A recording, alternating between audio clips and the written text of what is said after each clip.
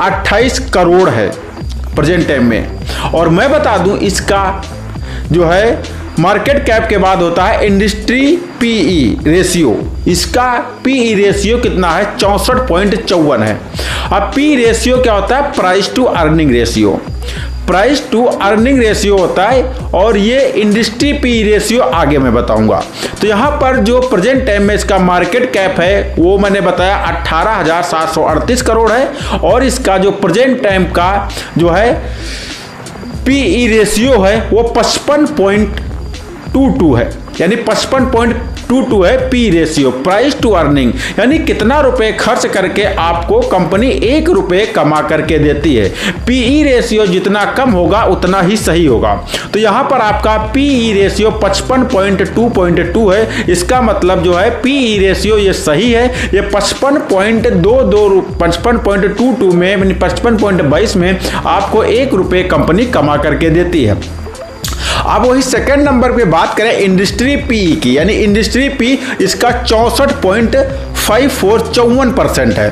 तो जो industry PE होता है वो क्या होता है? वो इंडस्ट्री पीई ज्यादा होना चाहिए जो है पीई रेशियो से, यानी जैसे इसका पीई रेशियो कितना है?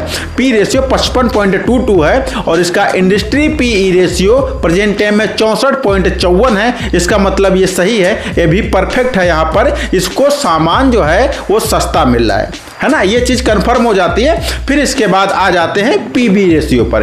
पीबी रेशियो इसका 17.18 है। इसका मतलब होता है बुक वैल्यू, अरे टोटल बुक वैल्यू, जो टोटल कितनी जो है वैल्यू बुक की जा रही है, और ये जो है 3% से कम होना चाहिए, जैसा कि जो कुछ इन्वेस्टर हैं या गूगल बाबा बता रहे हैं।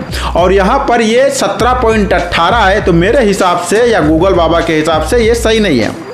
और उसके बाद यहाँ पर बात करें ईपीएस, यानी जानकारी बहुत इंपॉर्टेंट है। इसका ईपीएस जो है वो टोटल शेयरों की संख्या से भाग देना होता है, तो आपका जो है ईपीएस निकल आता है। तो इसका ईपीएस प्रेजेंट टाइम में है 10.67।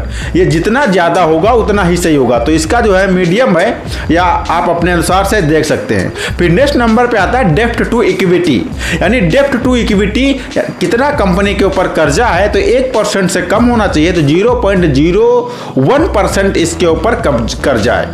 फिर बात कर लेते हैं डिविडेंड यील्ड की। डिविडेंड यील्ड क्या होता है कि कंपनी जो है अपना पैसा जो उसके शेयर होल्डर है उसमें बांट रही है नहीं बांट रही है।